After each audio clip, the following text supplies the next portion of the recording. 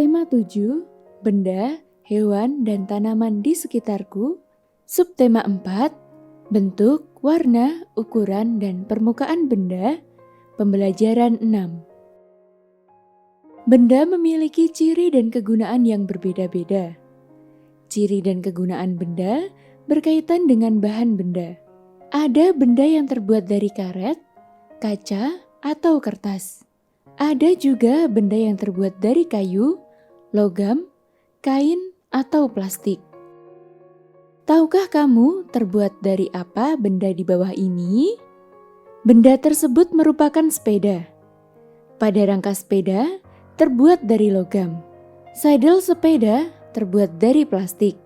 Dan ban sepeda terbuat dari karet. Kemudian, botol terbuat dari plastik. Buku terbuat dari kertas.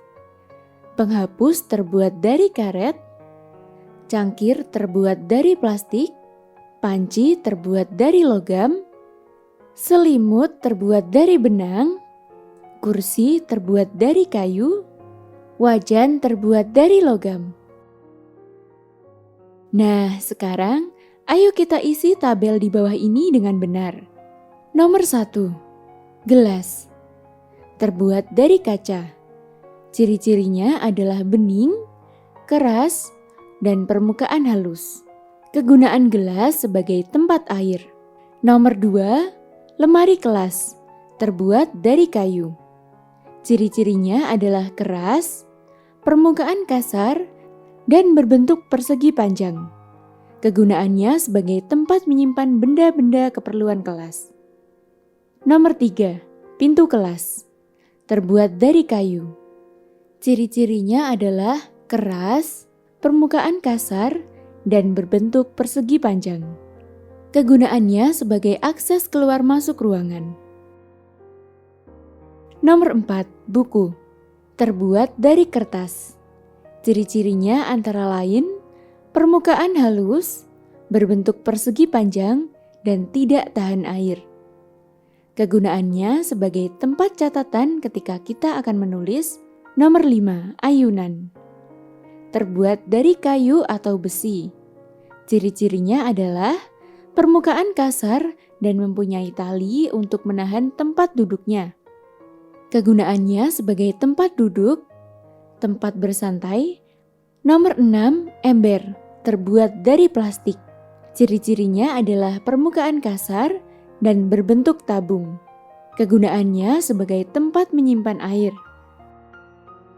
Nomor 7. Panci. Terbuat dari logam. Ciri-cirinya adalah permukaan kasar, kuat, dan berbentuk tabung. Kegunaannya sebagai tempat untuk memasak. Nomor 8. Selimut. Terbuat dari kain atau benang. Ciri-cirinya adalah permukaan halus dan berbentuk persegi panjang. Kegunaannya sebagai penghangat tubuh. Nomor 9. Penghapus. Terbuat dari karet. Ciri-cirinya adalah permukaan kasar dan berbentuk balok. Kegunaannya untuk menghapus kesalahan penulisan. Nomor 10. Pensil. Terbuat dari kayu. Ciri-cirinya adalah permukaan kasar dan berbentuk tabung yang memanjang. Kegunaannya untuk menulis. Setelah menuliskan ciri dan kegunaan benda, sekarang ayo kita belajar berhitung. Perhatikan gambar gelas berikut ini. Ibu Siti memiliki 30 buah gelas. Ibu Siti membeli lagi 12 buah gelas. Gelas Ibu Siti semuanya adalah ditulis 30 ditambah 12 sama dengan 42. Jika Ibu Siti memiliki 42 buah gelas dan 12 buah gelas pecah, gelas Ibu Siti yang masih utuh adalah ditulis 42 dikurangi 12 sama dengan 30. Jika Ibu Siti memiliki 42 buah gelas dan 30 buah gelas pecah, gelas Ibu Siti yang masih utuh adalah ditulis 42 dikurangi 30 sama dengan 12. Perhatikan kembali pernyataan berikut. 30 ditambah 12 sama dengan 42. 42 dikurangi 12 sama dengan 30. 42 dikurangi 30 sama dengan 12. Kita dapat melihat hubungan dari penjumlahan dan pengurangan. Untuk menguji pemahaman anak-anak, ayo kita coba selesaikan soal-soal berikut ini. Soal nomor 1.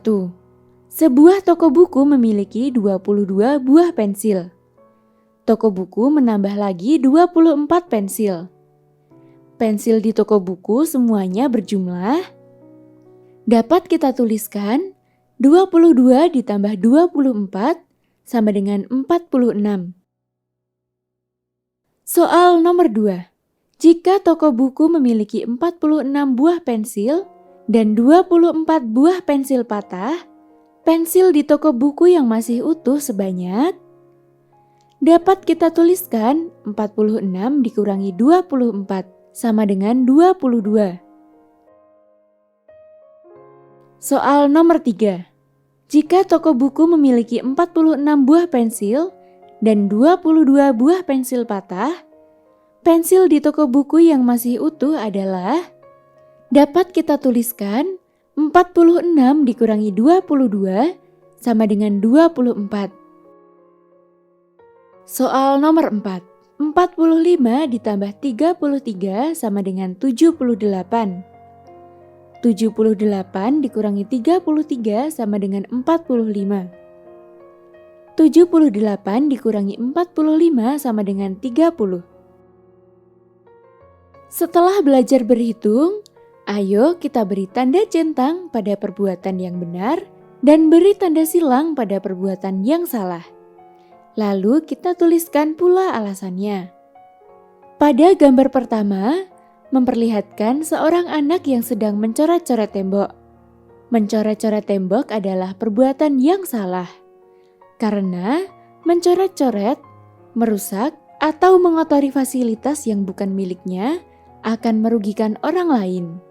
Jadi, kita beri tanda silang pada gambar ini. Pada gambar kedua, memperlihatkan seorang anak yang sedang bermain ayunan. Bermain ayunan adalah perbuatan yang benar dan tidak ada yang dirugikan. Asalkan bermain dengan hati-hati. Jadi, kita beri tanda centang pada gambar ini.